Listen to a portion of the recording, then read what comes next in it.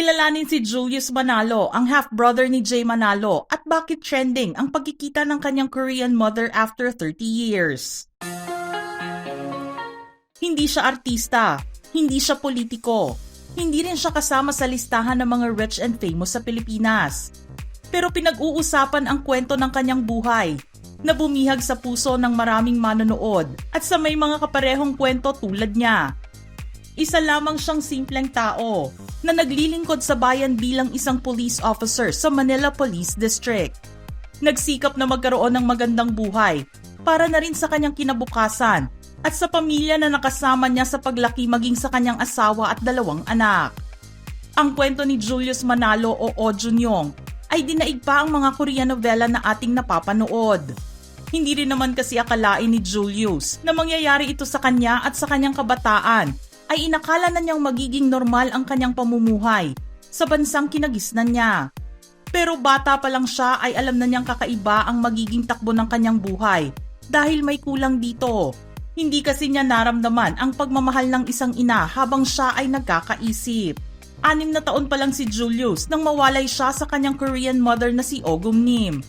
Ang idinahilan sa kanyang pagbabakasyon sa Amerika at pagbabalik muli sa South Korea ay isa pa lang kasinungalingan. Sa bansang Pilipinas pala kasi siya magkakaisip at tatanda. Kahit nalilito sa mga pangyayari sa kanyang pagkabata, hindi siya nagdalawang isip sa pakay ng kanyang ama na manirahan sa bansa at sa kinalakihan nito sa Tondo, Maynila. Nakakaramdam man ng kalungkutan araw-araw sa kanyang buhay, nagpatuloy pa rin siya dito. Sinigurado din niyang patunayan sa iba na kaya niyang maging isang matagumpay na tao na maipagmamalaki ng kanyang pamilya. Pinasok niya at amang si Eustaquio ang pagtitinda ng mga retasong basahan. Mahirap man ito at delikado para sa isang batang tulad niya. Hindi siya nagpatinag sa ganitong klaseng gawain. Pero nagdesisyon ng kanyang ama na mangibang bansa para magkaroon ng magandang kita at maiangat kahit papaano ang pamumuhay nila. Naiwan muli ang batang si Julius pero sa pangangalaga ng ibang tao. Hindi naging maganda ang kanyang kabataan dito dahil wala siyang pamilyang kasama. Sa tulong naman ng kanyang half-brother na si Jay Manalo, nakapag-aral siya ng high school. Nang malaman kasi ng kanyang kuya ang lagay ng buhay niya, hindi nito maatim na makitang sa pagtitinda lang ng basahan ang gagawin ni Julius. Kahit baguhan pa si Jay sa showbiz noon, unti-unti namang gumaganda ang kita nito sa pagtatrabaho. At kahit magkaiba sila ng ina, hindi naging problema sa aktor ang tulungan ang kanyang nakababatang kapatid. Dahil sa magandang ipinakita ng kanyang kuya Jay, nakapagtapos siya at nagpatuloy sa pag-aaral sa kolehiyo. Ang sport na basketball naman ang tumulong sa kanya para matupad ang pangarap na makapagtapos at makagraduate sa kursong criminology sa Philippine College of Criminology. Naging student athlete kasi siya nakasama sa varsity team, kaya naman naging libre ang kanyang pag-aaral. Kalaunan ay nakapaglaro naman siya sa MPBL at naging basketball coach na rin. Lahat ng ito ay ipinagpapasalamat niya sa kanyang kapatid at sa pagsisipag niya na magkaroon ng magandang kinabukasan. Subalit sa kabila ng kanyang pagsusumikap sa buhay, pakiramdam niya ay hindi pa rin siya isang kumpletong tao. Hindi pa rin kasi niya nahahanap ang kanyang ina. Kwento ni Julius, hindi naman daw siya tumigil na maghanap sa ina. Kahit noong siya ay bata pa, sinusubukan niyang gumawa ng paraan para matuntun ito. Hindi rin naman siya pinigilan ng kanyang ama, bagkus ay binigyan pa siya ng lakas ng loob para hanapin ito. Ngunit panahon na rin ang nagsabi sa kanya na hindi pa tamang oras para sila ay magkita. Ginawa ni Julius ang lahat ng paraan para mahanap ang ina. Kinaibigan na rin niya ang lahat ng mga may-ari ng Korean stores na nagbubukas sa kanilang lugar at nagbabaka sakali na mayroong isa sa kanila ang makatulong sa kanya. Pero hindi ganoon kadali ang paghahanap sa kanyang ina. Istrikto kasi ang Korea sa mga batas na kanilang ipinapatupad lalo na pagdating sa privacy ng isang individual. Pero hindi pa rin siya pinanghinaan ng loob. Nagpatuloy pa rin siya sa kanyang paghahanap. Hanggang sa dumating ang isang araw na babago sa kanyang buhay at pagkatao. Tila ipinadala ng Diyos ang isang anghel kay Julius sa katauhan ng isang Korean agent na minsang nagkabit ng tubig sa bahay ng kanyang biyenan. Nang malaman kasi nito ang istorya niya, naging interesado ito sa kwento ng kanyang buhay.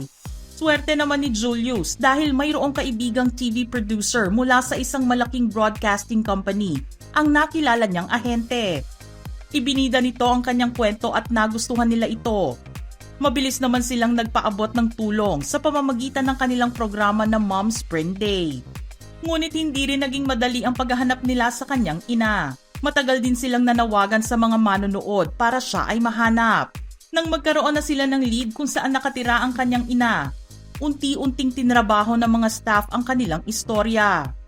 Nagbunga naman ang paghahanap ng staff sa ina ni Julius at nang makapanayam nila ito, sinabi niyang matagal na rin niyang hinahanap ang anak na nawalay sa kanya noong bata pa ito. Dito na nagsimulang planuhin ang pagpapapunta sa pamilya ni Julius sa South Korea at pagtagpuin ang mag-ina. Isang madamdaming reunion naman ang nasaksihan ng kanilang mga viewers. Dahil sa wakas matapos ang mahigit 3 dekada, nakita na rin sa personal ni Julius ang kanyang oma na si Oh Gum-nim. Bumuhos naman ang luha ng mga nakapanood sa pagsasama muli ng dalawa.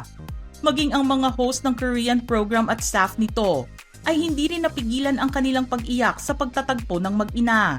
Bumalik naman sa pagkabata si Julius nang mahagkan niya ang ina sa unang pagkakataon, makalipas ang mahabang panahon. Naisip kasi niya na siya pa rin ang batang inilayo sa ina na hindi nakapagbigay ng huling yakap sa airport noong lilipad na sila patungong Pilipinas. Maririnig naman sa kanyang ina ang paghingi nito ng tawad dahil matagal silang hindi nagkasama. Pinanghihinayangan din nito ang mga oras na nasayang dahil sa tagal ng panahon na hindi sila nagkita. Gayunpaman, lubos ang kasiyahan at pasasalamat ni Julius at pamilya nito na sa wakas ay nakita na niya ang pinakamamahal na ina. Iniba man ng ama ni Julius ang kwento tungkol sa paglalayo sa kanya at pagdadala sa kanya sa Pilipinas. Hindi naman siya nakaramdam na matinding galit dahil sa pagsisinungaling na ito.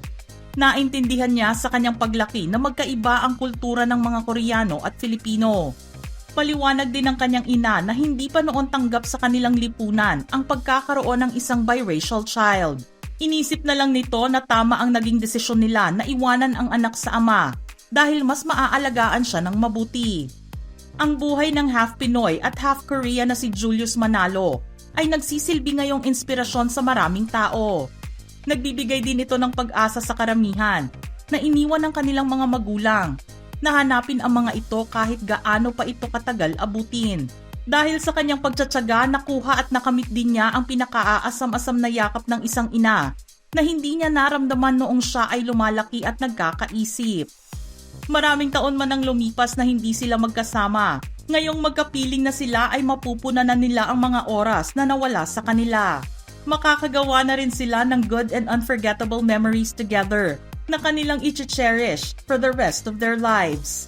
Mga ka-showbiz peeps, ano ang inyong reaksyon sa ating paksa ngayon? Just type in your thoughts in the comment section below.